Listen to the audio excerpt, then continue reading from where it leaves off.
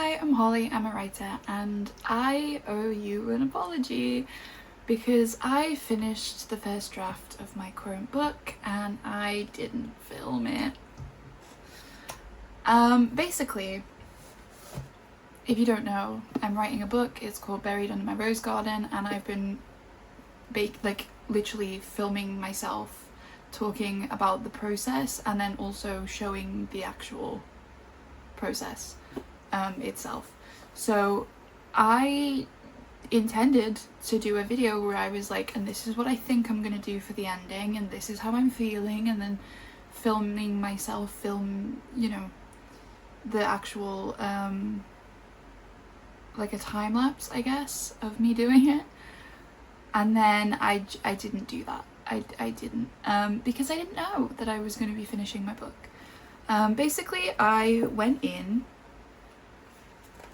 and I actually changed the plan a little bit. I had 2 chapters left to do, and then I was looking at it and I was like, okay, I'm gonna pretend that I haven't written it and go through my process so that you still have an understanding of how to go about finishing a novel.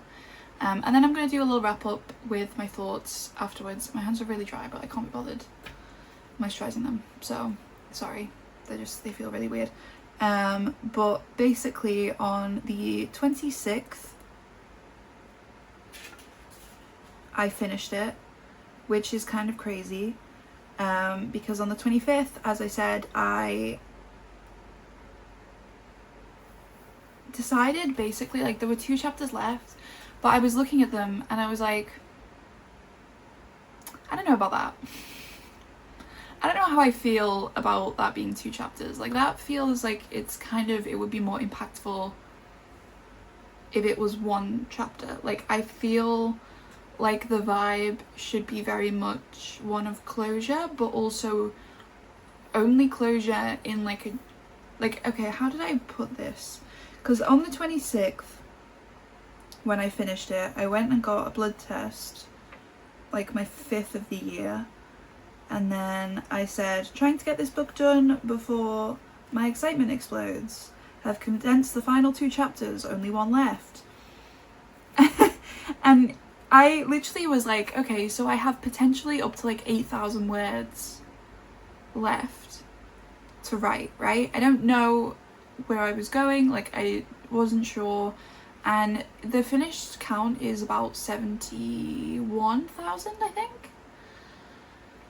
So it's not like the longest book ever, but considering the market right now, that's pretty standard, is like 70 to 80,000.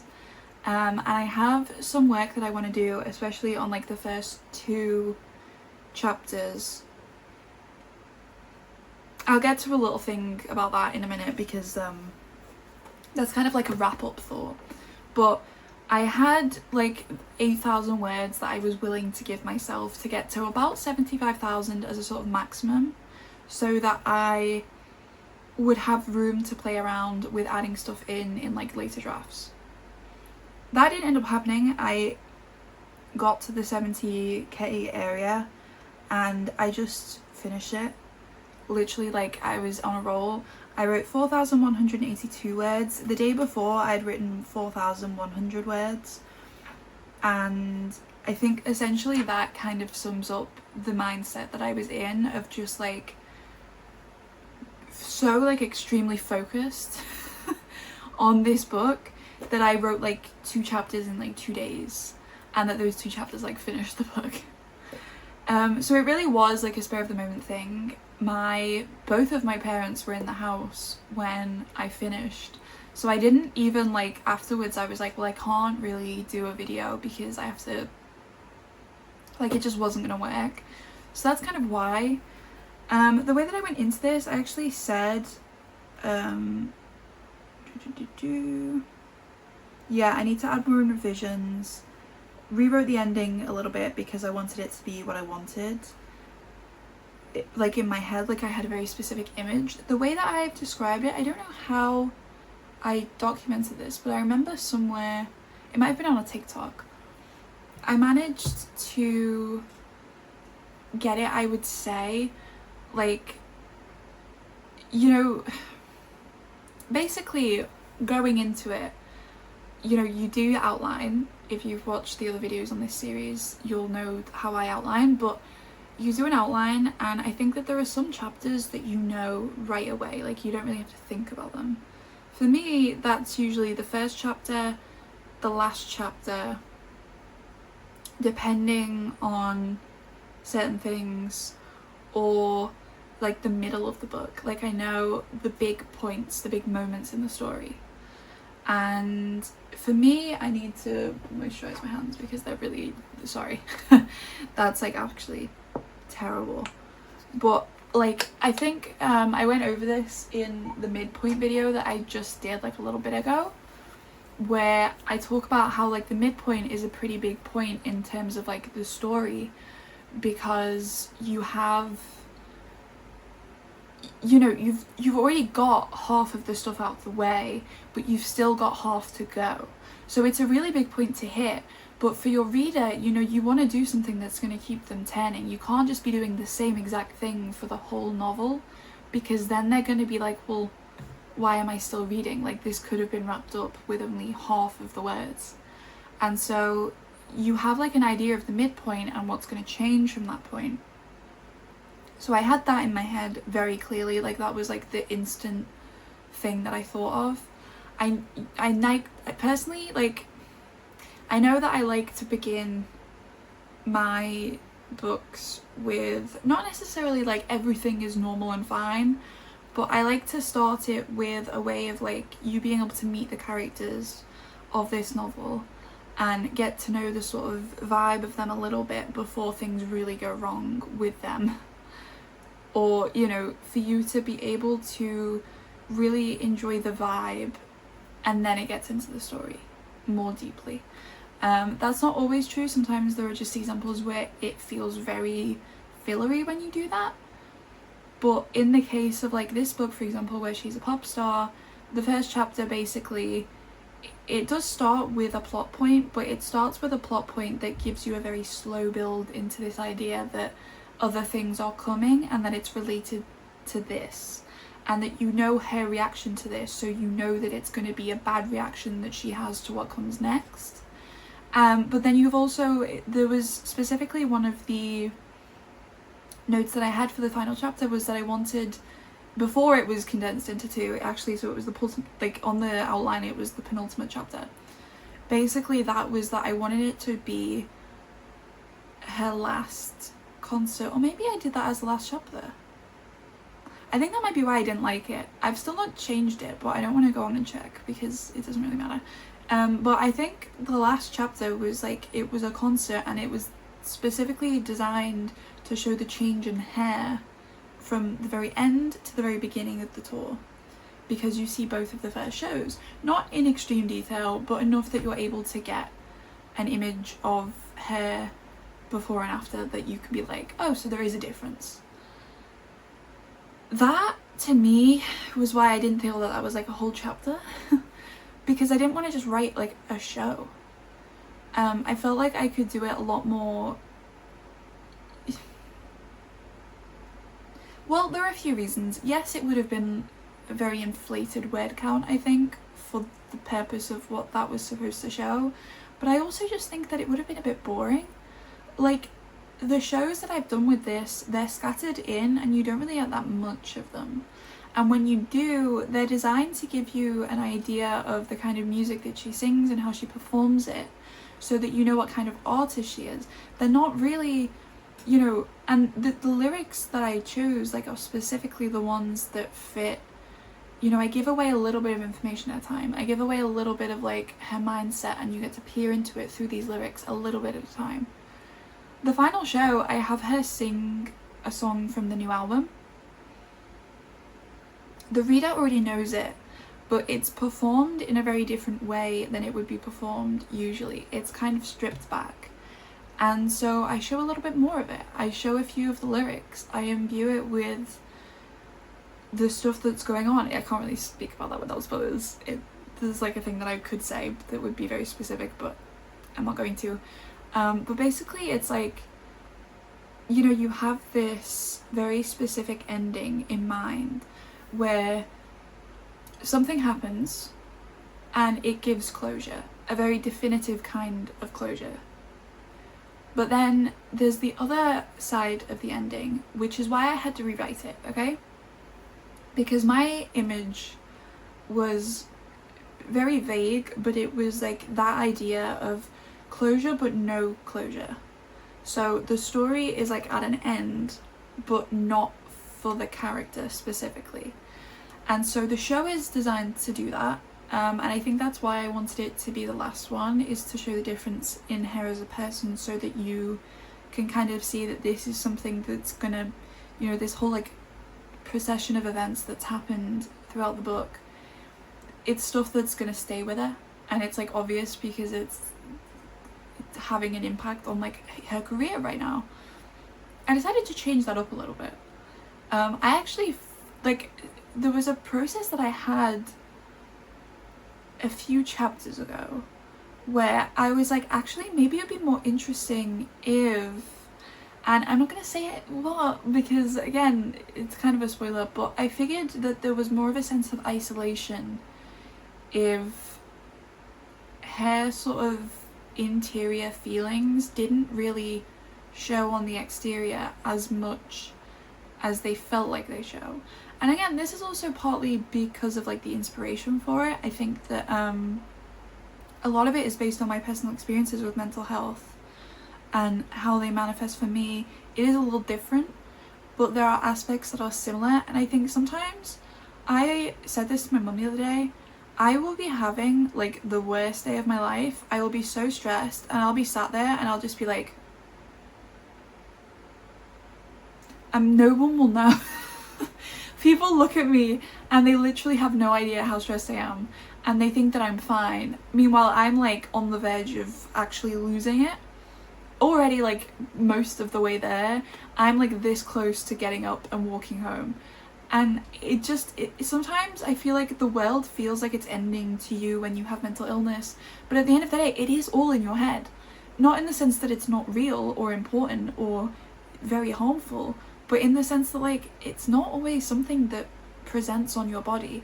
Like, yeah, it can maybe affect you physically, and it does definitely with me, and it does with Maddie. But I think that there's like a level of, especially when you've dealt with it for such a long time and you know the cause of something, you know that the reason why you're feeling this way is this thing. And especially if you've been like encouraged to sort of hide that from people. I was encouraged in various ways to hide how I was feeling. I have like generally the autistic like desire to fit in with what's like casual and normal, and so I just am like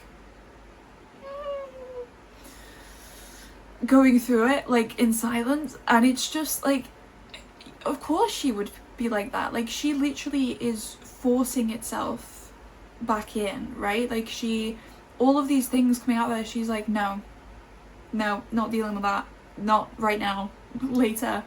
And then later comes and she deals with it, and she does it as privately as possible. And that's like the whole thing. And there are reasons for that, and those reasons are explored a little bit, you know?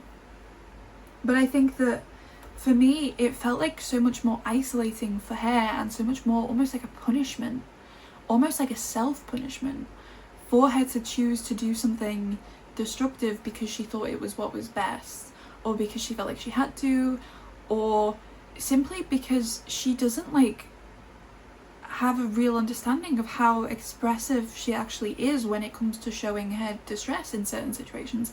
Like, maybe she feels like everything's wrong, but it's not. There's something really to me about that I always felt, where, you know, somebody has like a good memory of something and you don't, because you're like, well, that was like the worst day of my life. And they just don't know because nobody knew that you were going through anything bad in that moment. And it feels isolating, but I can imagine that it would feel even more isolating if that was permanent. I mean, having people not understand like my mental health, that was a really bad thing. And now it's a little harder for me to remember that because I have so many people who are so lovely and understanding and who encourage themselves to learn more. But there really is that level to it, and so I decided to start really pushing that, because there was like a thing that came up almost just like, I wasn't really thinking about it, but this like element came in to my head and I was like, I like that actually. I like the idea of using, like, it's basically like a trope, but a trope that I feel has a bit of depth to it, because you kind of see it from the perspective of somebody who, it's not like they're ignorant of the trope, and it's not that that trope impacts how they deal with the world. It's that that is something that they like. It's really hard to explain, sorry, without spoiling it, but basically I just think that there's some relationship dynamics that are really interesting, to like really pick apart, even if they're a bit tropey at first, to kind of make them your own in terms of your characters. Anyway, I'm gonna try and rein myself in a little bit. So essentially, going into it, I knew that I wanted to condense these 2 chapters because I felt that there was something nice about having them in 1 chapter, because before it was that the plot got wrapped up, but then you saw that this other stuff was open-ended. I really like the idea of the way that I did it was that I kind of interspersed these events. So they're kind of like this, I kind of brought them like this, and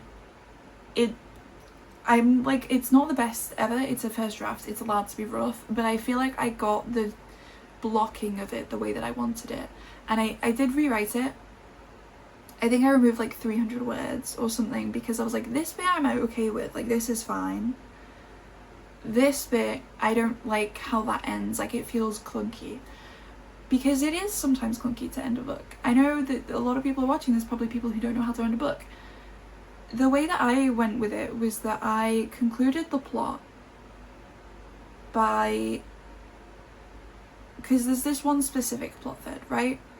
So I was able to kind of just tie that up in a nice little bow by getting it over and done with, getting like the big scary thing that she's been afraid of over and done with.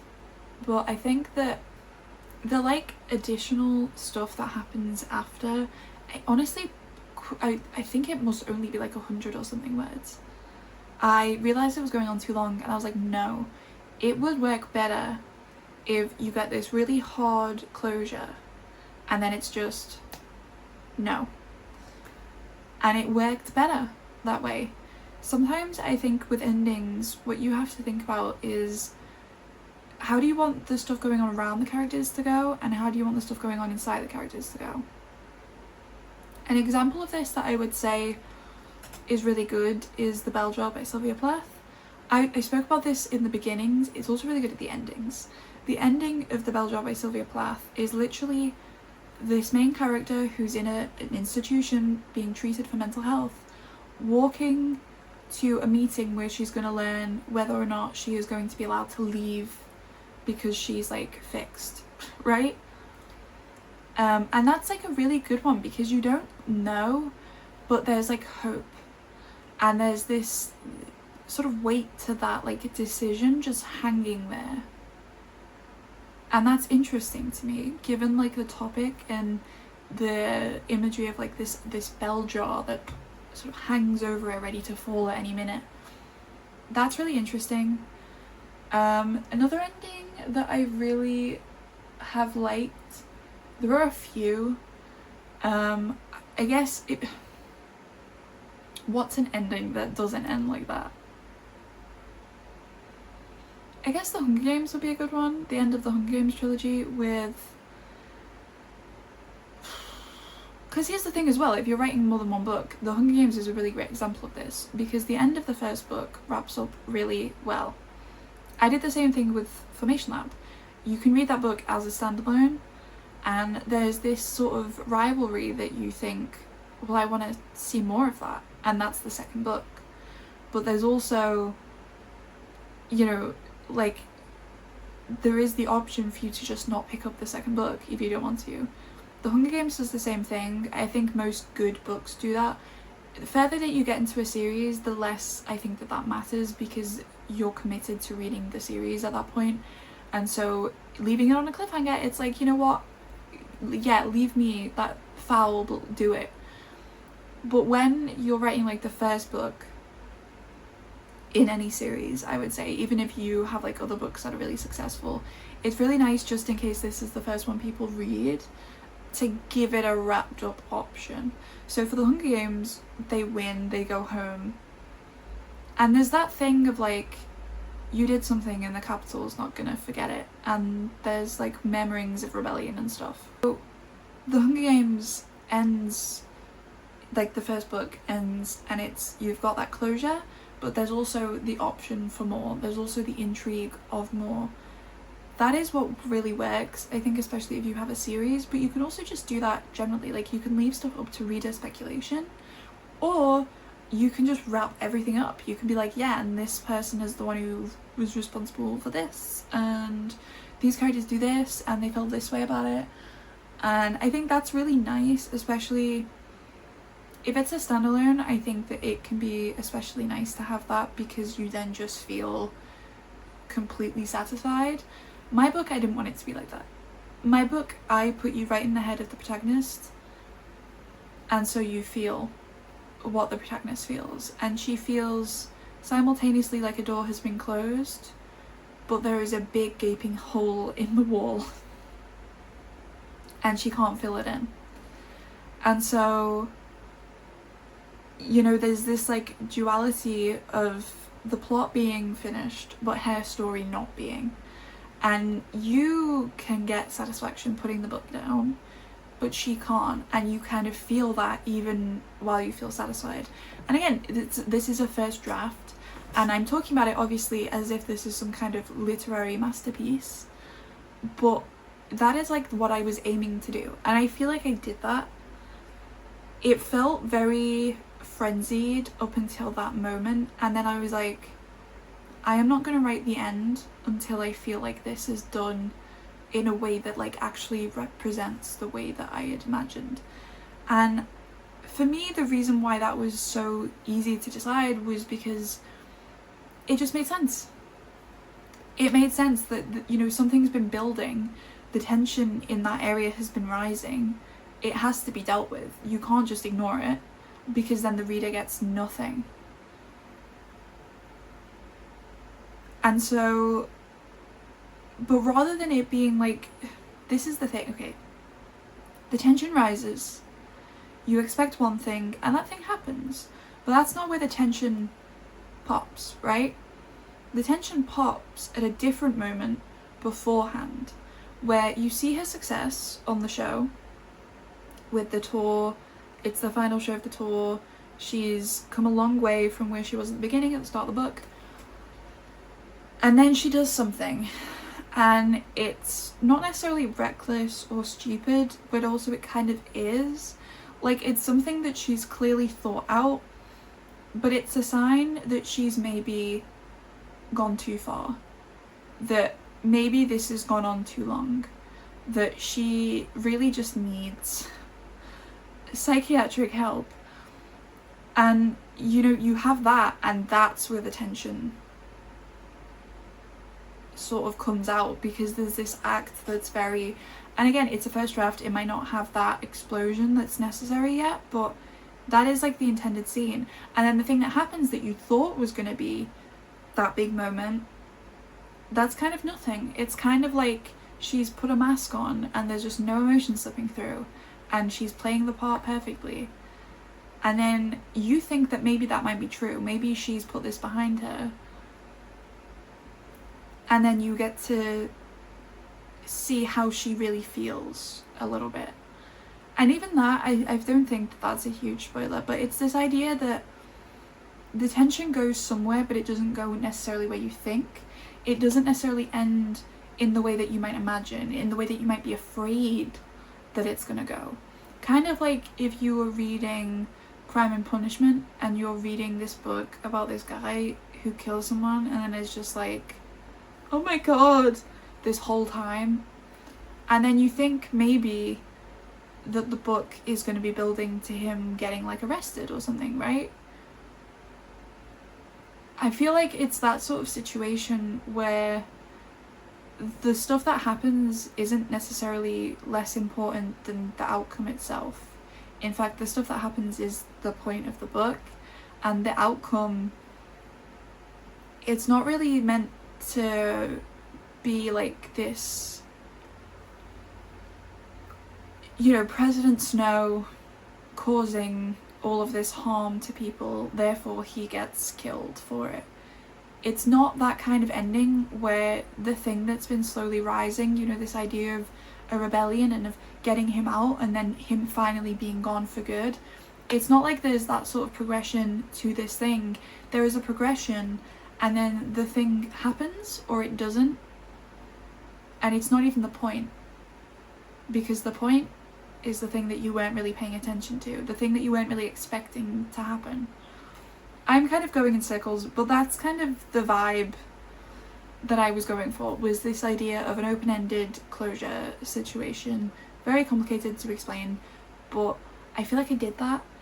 And I slowed down for that because it did take a little bit of me thinking, how exactly do I want this to look? Where do I want this book to end? What am I thinking? I don't know if I hit it as much as I wanted to, but I think that the beginnings of that are there. What I would say for like advice for going into finishing a book is, as I said, to finish like the character story but also the plot itself. You don't have to end them in a very nice way. You can end them very open-ended. You can end them in a way that a lot of people will be dissatisfied with. But sometimes that is the best thing. Some people just don't like that. Some people don't like very happy closed endings. Who cares? I think that the biggest piece of advice for endings that I would have is to imagine that you're watching a film. Imagine that you're watching a film and you know that this is the end because the main thing has happened already. How are you expecting those credits to start? What shot, if it was lingered on, would be the best shot? Because when you read something and then there's just blank space on the page, that's what is in your head, is the last thing that you wrote. Maybe you even read it twice, 3 times to really let it sink in. That is the image that they're going to have. And so you want to make it, I think, so that,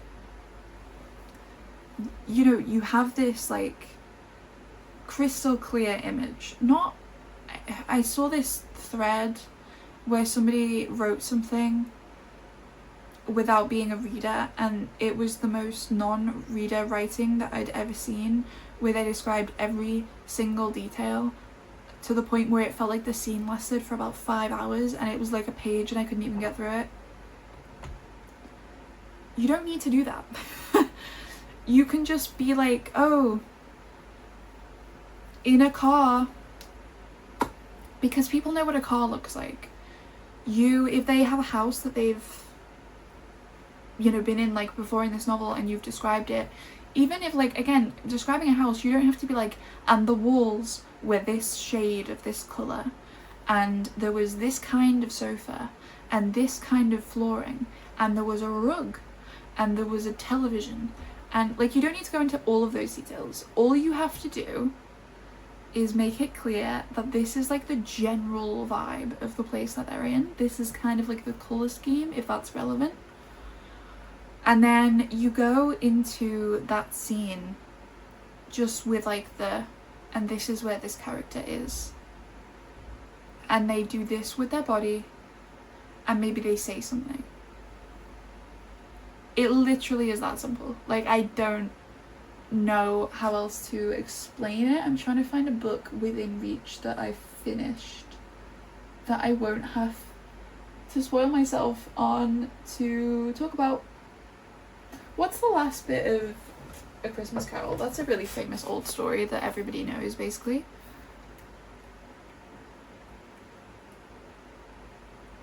It's a really thin book, so it's really difficult to find the last page. But the last page... Oh, it's Tiny Tim, isn't it? Yeah. So the last bit of Christmas Carol goes into how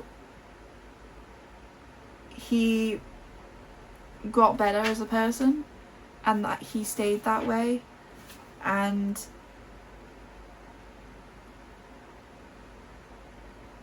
it ends with the thing that Tiny Tim said, because that repeats this idea present throughout the film, like the book of, you know, like the whole point of the book is that it's like, don't be a miser, don't cheapen out on people with money, but also with affection. Don't be like cold to everybody as if they're not human, because they are, and they mean something to everybody. They should mean something to everybody because they're a human being.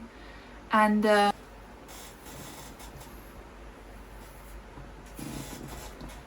so you have this like situation with the quote from Tiny Tim being repeated, where it's this idea being shown that like sometimes there are some people who are so pure of heart and so lovely, and we save them but they also save us, right? And his line is last in the book. Cookie. No. Cookie. Cookie. Does anyone else have a cat who just does not listen to a word that you say, even when they like clearly hear you? Whatever. Okay. So basically the book ends with that, right? Because that's important. That's like the whole point of the book. And it summarizes it very, you know, easily. If your character has said something at some point in the book, if your character has had an experience at some point through the book. Oh, another example of this would be Titanic, the James Cameron's Titanic. The very ending of that, she goes back to Titanic when she dies and is reunited with Jack. Because the point of the story is how ultimately this one man saves her, not just from death prematurely because of her feelings and the way that she is seeing her life unfold around her, but he gives her the courage to go and do all of those things that she thinks that are for other people to enjoy. And she does that in his honor because he never got to keep doing that stuff, because he sacrificed himself so that she would live. And then when she dies, she goes back there. And I think that is one of those examples where I know people kind of, they meme that a bit because it's one of those things, and I get it, but I do think that it's one of those things where it makes sense. Like, that was a formative moment in her life. That was something that altered the entire direction of her life. This was a person who made her life what it was. And so she went back there when she died because there was something in that that she... Well, come on. Come on. You can do it. Yeah. It's okay. It's okay. No, it's okay.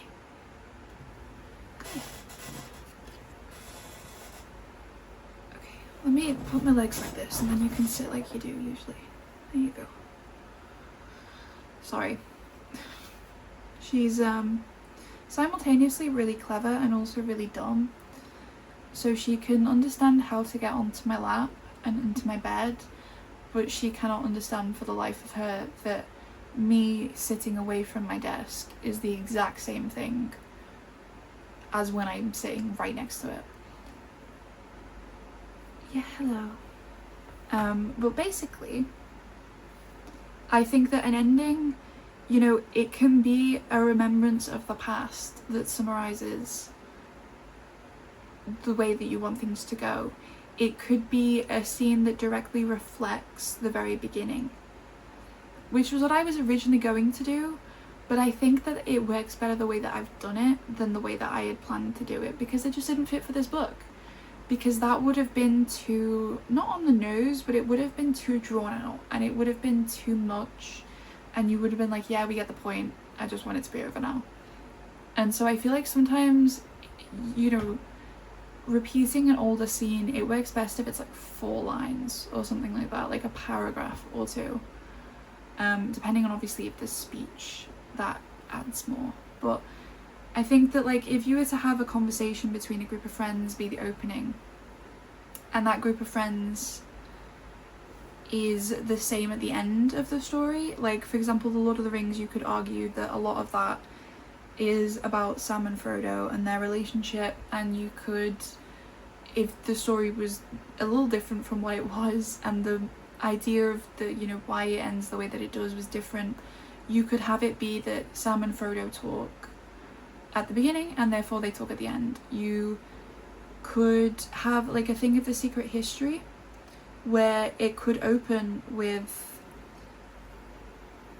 a story being shared by the friends in that group, and then basically, let's say that you had a friend group.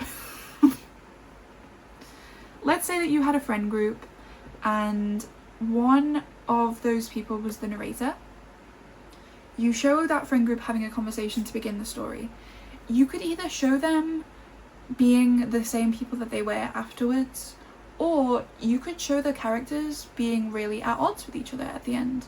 You could show their conversation being more strained. You could show the character that is the narrator having a conversation with a different group of friends. All of these like things are things that show progression in the characters and in the plot.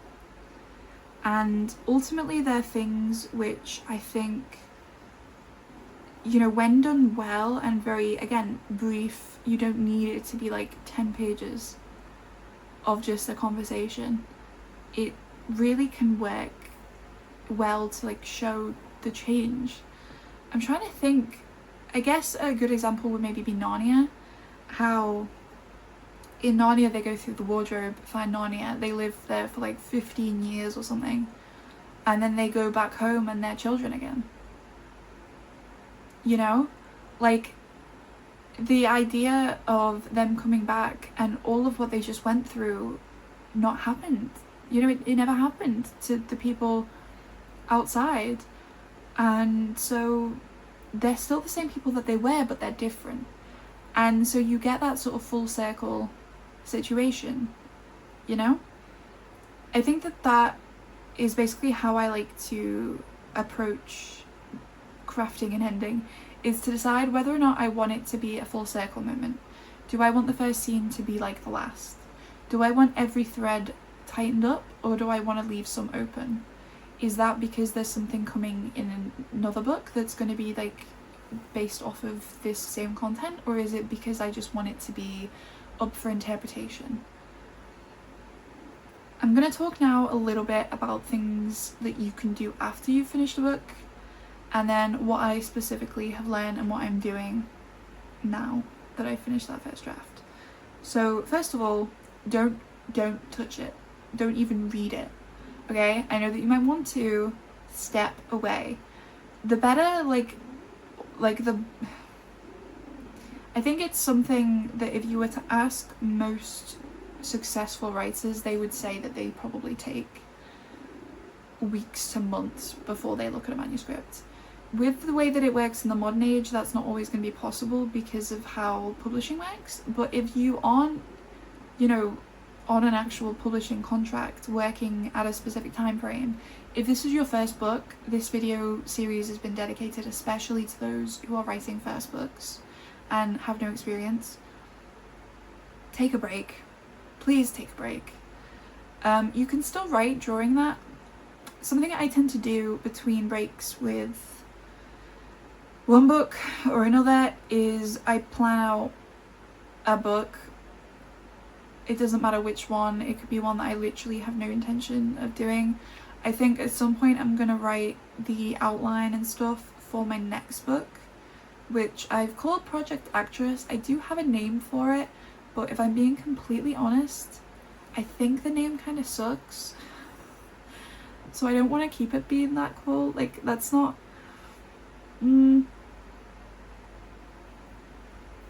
But I think...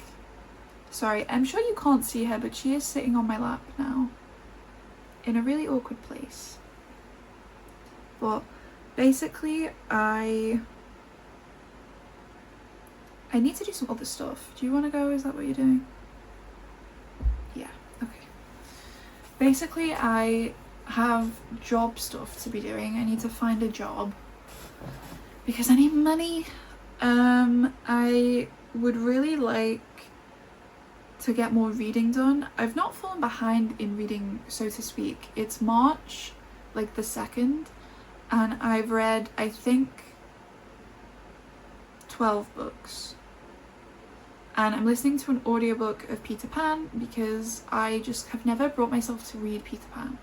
I own a physical copy, but I just cannot. I tried once.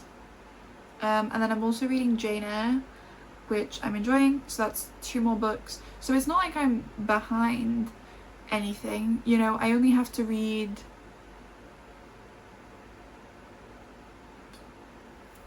like, how many? I wanted to read like 60 books this year.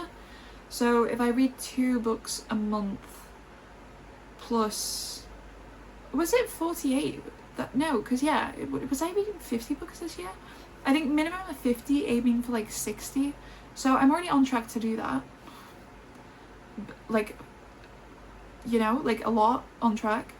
But I think that my reading has just like declined despite that. There have been a few books that I've read that I haven't logged, so it's a little bit more difficult for me to remember that I've got like more than I think. But I just haven't been reading as much, so I want to take some time to do that. And like, I think that's a really important part of the process, is to read good fiction. I have a book that I'm gonna buy which is new out after I finish Jane Eyre, to treat myself to that, because that's a comp title, so I'm allowing myself to buy that and read it even though it's not already on my shelf, even though I'm kind of being good with my money at the minute, sort of trying to be. I think that there's a lot of other things that I could probably be getting up to, but I am going to plot out my next book because I just can't stay away from writing. I might write a synopsis because there's a competition that you can enter with unpolished work, specifically with the intention of polishing it up. So I might write a synopsis and enter it into that. And then I think generally like what I did last time was I wrote short stories for like competitions and stuff, or like magazines, just because it's like using a way of writing but you're not committing to a long-term project. I do have a short story, like there's a story that I started months ago, so many months ago, and it came from like one single image that I had, and I was like, I kind of want to write about that, and I just haven't touched it. So I might finally finish that, because I do think that that is something that, like, the specific bit that I have got, I don't think is terrible. So I would like to finish that up. But basically just keep yourself a little busy, live your life, okay? Don't be doing nothing. I will be going out because I have to. I just literally today actually got some furniture delivered. I'm really this month focusing on getting the house in shape. I've mentioned, I'm sure, that I'm kind of not renovating but like renovating the living room especially, and that is like, the floor needs to go, which means I gotta pull the floor up and then put a new one in. And I've got like shelves that I bought, but I bought them for a different room, and they're only in there temporarily because I don't have any other shelves. And I was like, oh, but I could put my DVDs on this shelf until I get the actual shelves for my DVDs. But then I have to like paint the walls, and I have to like do a bit of building stuff, and I have to like change out like the light and stuff, because, you know, like all these like little things that cost so much time and money and everything. And it's just like, you know, it's a good thing. I'm thinking I'm gonna actually take like a full month off my book and just try not to think about it for a while. Maybe even start writing the next one, or go back to the second book from the Formation Lap trilogy that I wrote 50,000 words of for Camp Novelbound over in November. I could go back to that. That could be my like jump in and out project, because that's so easy to do for me. It's like low effort. I am so in tune with that world. Just don't write this project, don't read it for a while. When you read it, try and read it at least once without thinking about the ways to fix it. Read it as a reader, then make notes. I'm going to be taking my notes in the same journal where I do this, and I think I'm just going to do them chapter by chapter. and talk about sort of like the pacing and stuff like that as well. Moments that I enjoyed, moments that I didn't love. Try and figure out why you don't like things, why you do. I'm gonna get, when I eventually do the video on it, because obviously, as I just said, it's gonna be like a while, at least a month, before I do any work on it. I might read it before the month is up. So I might do a video where I talk about the reading experience of it and how I feel about it with like perspective of time. And then see. But I think that there's just something about it that you should avoid. Like, the process is very easy to obsess over, and that's not good, because you think about it. The longer that you stay away from it, the less likely you are to think about it every day of the days that you're not touching it, right?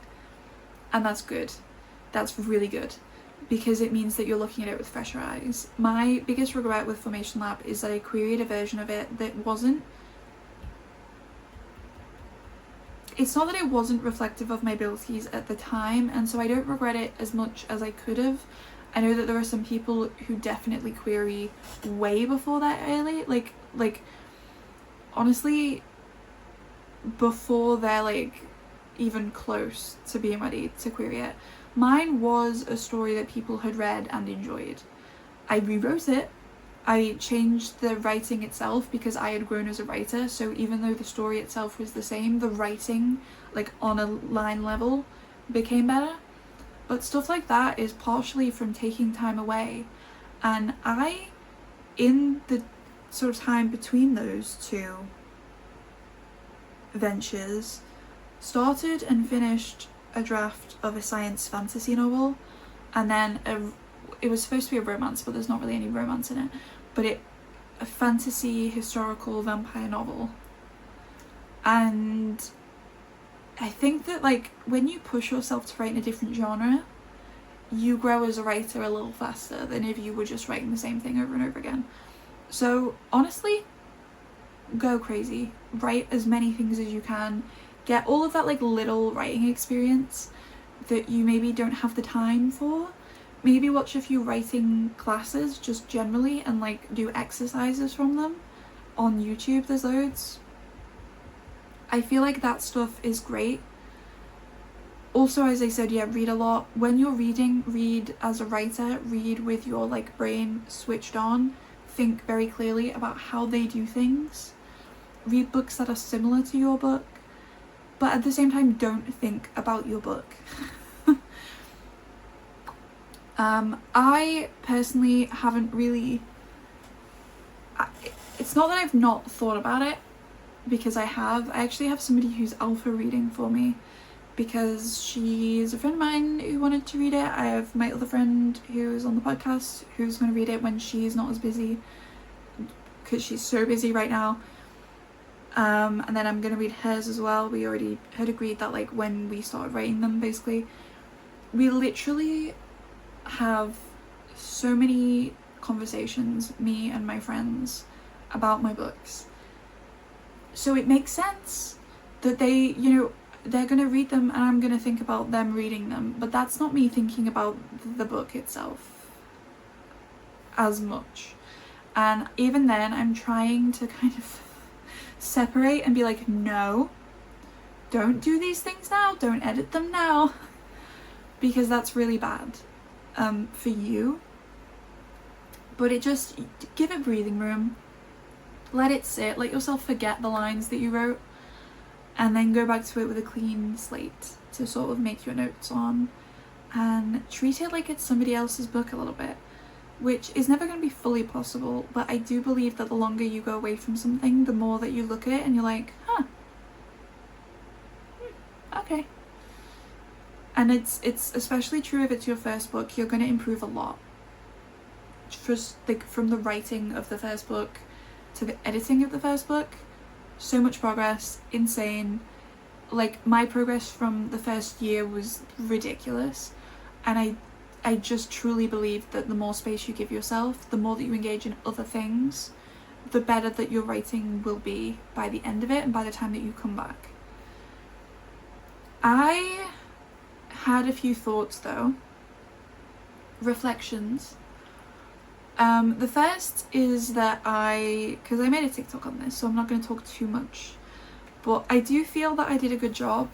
I'm trying to be better at complimenting myself and my abilities, because I work hard. It's not like I sit around all day and I expect to be a great writer without writing. I write every day and I take on feedback and I improve and I read books and I take note of what those authors do and what I like in those books. I feel like I am growing in my skills, and it's okay for me to compliment the fact that I wrote my first literary novel and that I did that kind of without ever having any thought that I was going to do it before. Like, I had thought about doing literary, but I had never believed that I was capable of it. And so to actually just do it and to take the jump and to try and to trust myself to be good enough for it, which is stupid. I don't think that you should share that mindset. It's just like, I imagine like literary people as being really good writers, so it felt weird to put myself in that, but I did it and I don't hate it. I had moments where I didn't like it, but overall I feel like the story itself is, even if it's like got problems, they're fixable. I feel like the roots of it, there's some stuff that I said that I really like and that I think is really interesting, and especially like about the character. I think it could be a really interesting character study of a novel. And I just think like there are some books that you read them and you think, this is good. Even if you don't enjoy it that much, you think this is a good book. Objectively, this is a good book. And I think that for all of my complaints about this book, I do believe that it has the bones of being a good book. I think that it's got the right stuff. And frankly, the fact that I finished it within 2 months, crazy. I am proud of myself for that. One of the other observations that I had is that my music listening definitely influenced it. I listened to so much Sabrina Carpenter, and the music has been flagged by the people who've seen it that it's very pop, very Sabrina coded, which is good. That's what I was going for, but also like it makes sense. I feel like there's little bits of the writing that have been influenced by, I read the book called The Compound by I think Aisling Rawle. And then I actually read a book by an author who we are having on our podcast soon. I'm not sure which episode she'll be. I think it might be episode 3. So in like 2 weeks' time. But maybe. We'll see. I don't know. Everything's a little weird with that because we did the first episode on a Sunday, but we usually do it on Saturdays. It's fine. I'll figure that out. But when that goes up, it's Venus Flytrap, and I loved it a lot. It's one of those books that I read and I was like awake until the early hours, like literally multiple days in a row. I would read, huddled at my desk, kind of curled up in like the dim light with my phone, and I would just sit and read. And I would stay awake for hours past the time that I was supposed to. Usually I try and get in bed at like midnight, because I used to, when I was a kid, stay at my desk for hours and hours and hours, and it was not good for me. And so even though I get in bed and then I don't go straight to sleep, I find that it helps me go to sleep at a relatively decent time if I get in bed at like the midnight sort of time period. Or at the very least have my desk set up ready for the morning so that I'm not tempted to stay up doing whatever at it all day. Because I've been at the minute, this is my dream journal, and I'm up to there. I'm translating my digital dream journal into a physical dream journal. I actually have another one that I bought ready. because I saw it and I was like, that would be a perfect dream journal because it's got moons on it, and I am gonna need it because I have like another, basically it's a little guess. Actually no, it's a year. It was less than a year, but now I'm a few days behind.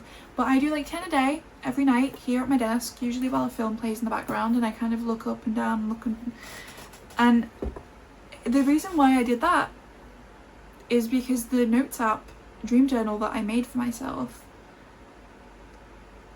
it has so much lag, way too long, and I'm on like my part 2 of my dream journal because it was so long that I had to make a second document, a second note. So I'm writing them all up because I just cannot with that. But I think that like that's the kind of thing that you sit at your desk and then you get kind of sucked into that because you can just do that almost endlessly. Or I have a film journal, or I have, you know, my notebook with my read books from the year, which is up to date. Yeah, I don't need to check that. I had a horrible feeling then that I hadn't updated it, but I absolutely have.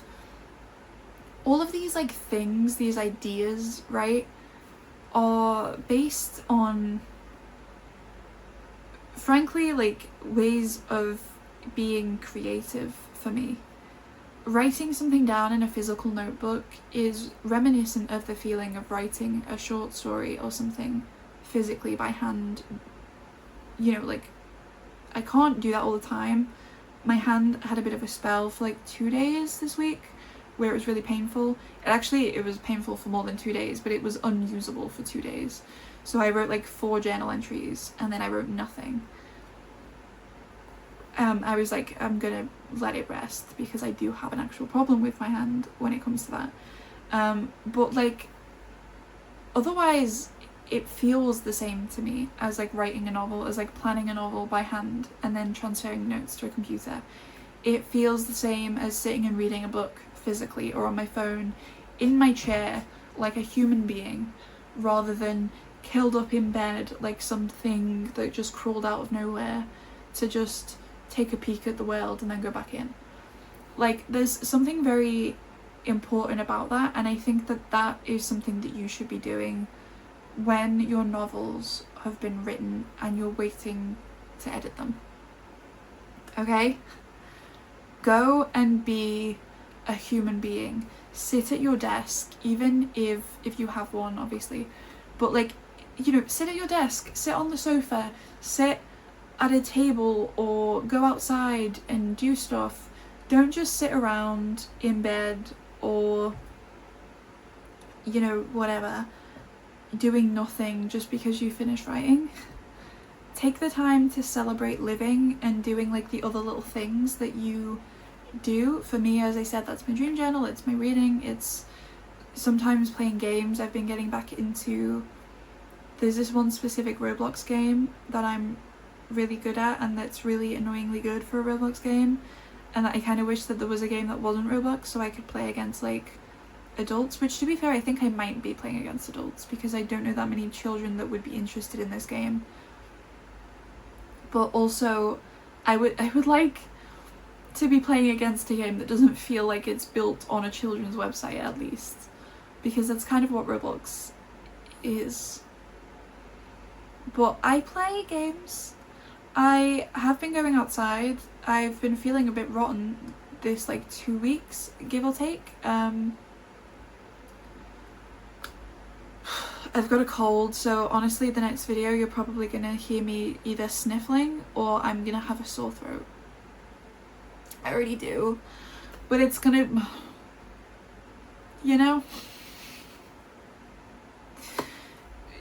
it's just gonna happen and it's fine, and I finished writing, so whatever. But that's probably gonna happen, so I don't know how much I'm gonna get done in terms of going out and just being outside in the world, but I did go furniture shopping. I bought furniture, it's been delivered. I bought like DVDs really cheap. I got an entire set, like literally a box set of every season of Sex and the City for £6.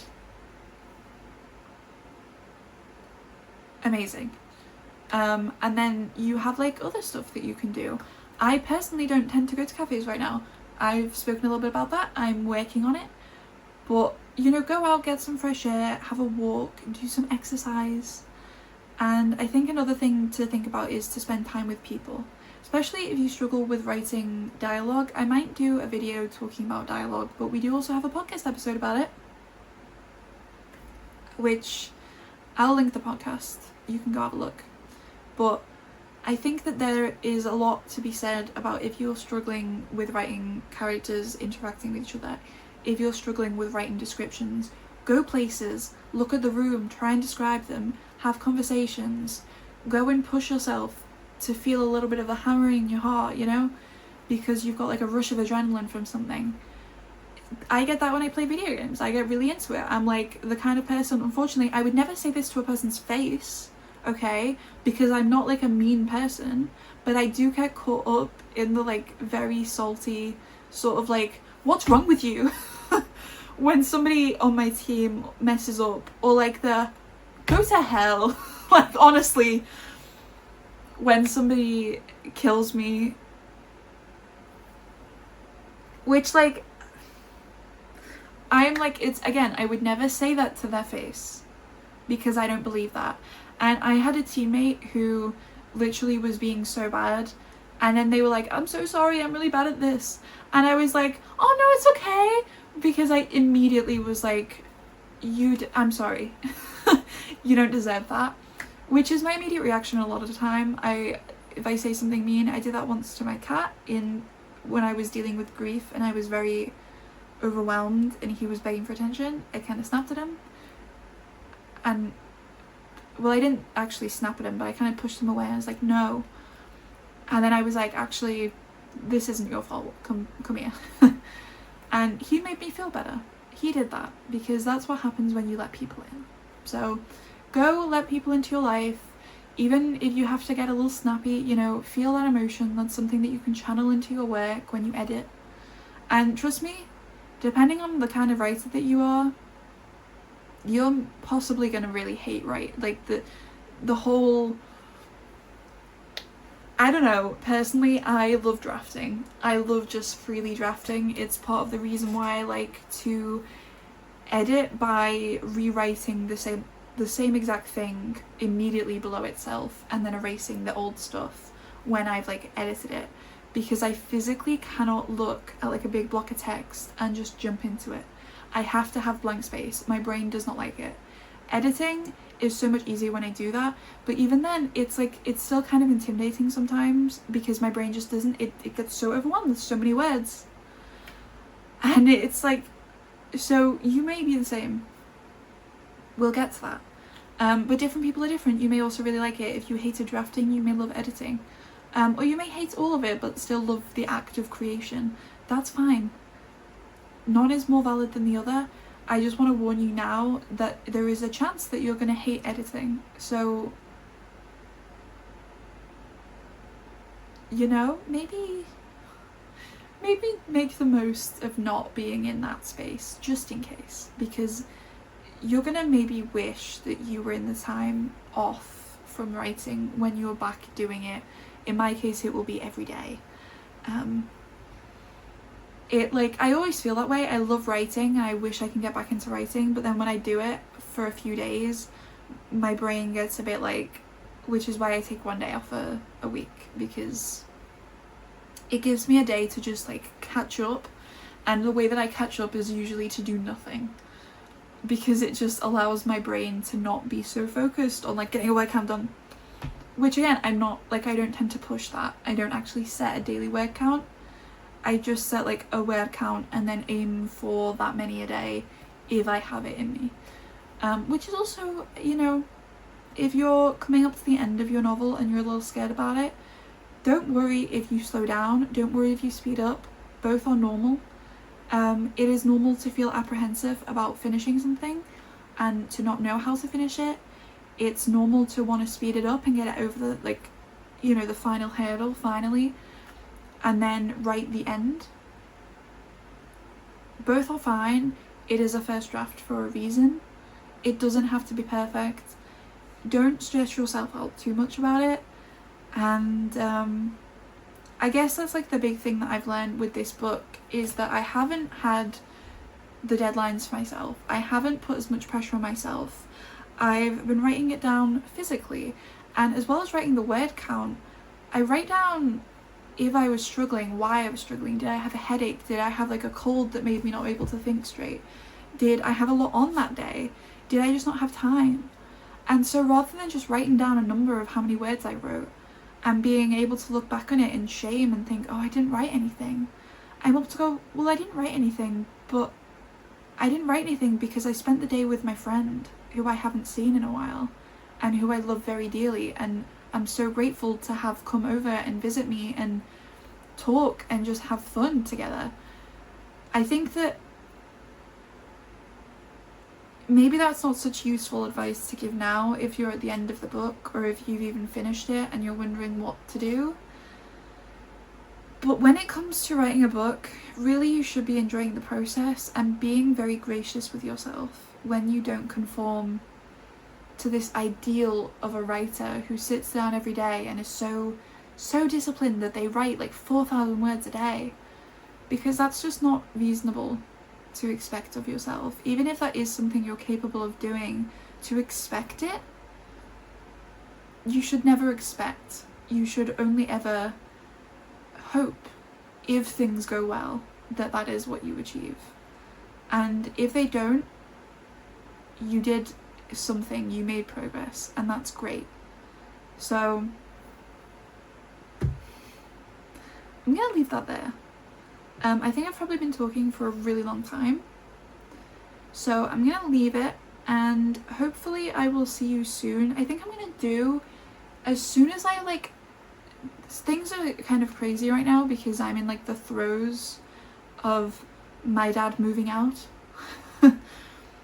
Everything is a mess. There is stuff everywhere. My like room, so much going on, and so when all of that is moved and it looks a little better, because it is just inaccessible at the minute, like it's a nightmare to get to my books sometimes, I will do a proper book tour,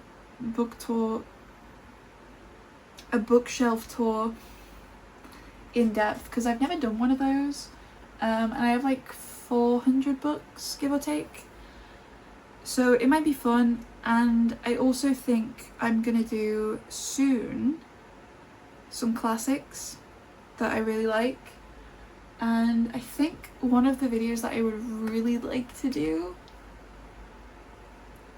I have a book. Okay, I have a few books that I should have read, right? Books that are like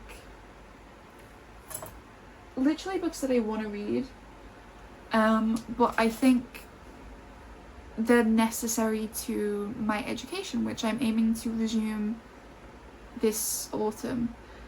I think that what I'm gonna do is I'm gonna start reading. They're up there actually, they're not even, that's why I couldn't see them. They're on like, not the quarantine shelf, but they're on a shelf where I put things because I don't, like I can't, like I need to sort them into the bookshelf wherever they're supposed to be, and I'm kind of dreading it because my non-fiction shelves are just overwhelmed. But I might do a video reading the books for my dissertation and kind of talking about them and talking about like the general direction that I'm going in, because that's something that I need to do, and if I make content on it, it'll give me a way of like consolidating my thoughts, you know? So thank you for watching. Sorry, it always feels so like I say nothing and yet so much. But yeah, I'm really glad with where I am with the book. It honestly like is way better than I thought it would be. I feel better about it than I thought I would. Who can complain about that, really? Even for all of the complaints that I have had, they're like the things that you think when you are a writer who is just doubtful of your own ability, and that's fine. It's fine for you to have that. It's fine for you to, you know, not feel quite so content in the way that you are, especially when you're like in the middle of your book. There is like, people don't always talk about it, but there is a very big hill that you have to climb, and once you're over it, it gets a lot better. It got a lot better for me. I felt so much better about the last few chapters than I did about the middle few. And I think as well, part of that, if you go back to my video on the outline, the importance of outlining work, it means that when you have like super clear images of chapters, you're able to just write them, and you're able to write like 4,000 words per chapter in a day. And so the motivation is there because you know what you're writing and you know what you're working towards, and then you get there and it's brilliant. So yeah, hopefully you have a similar experience if that is where you're at. If you finished, congratulations, you finished a draft. You've written a novel, you've done what so many people don't do, even when they want to. And yeah, take it easy, take a break, and when I come back, you'll be ready to also have a look and get stuck in. So thank you and goodbye.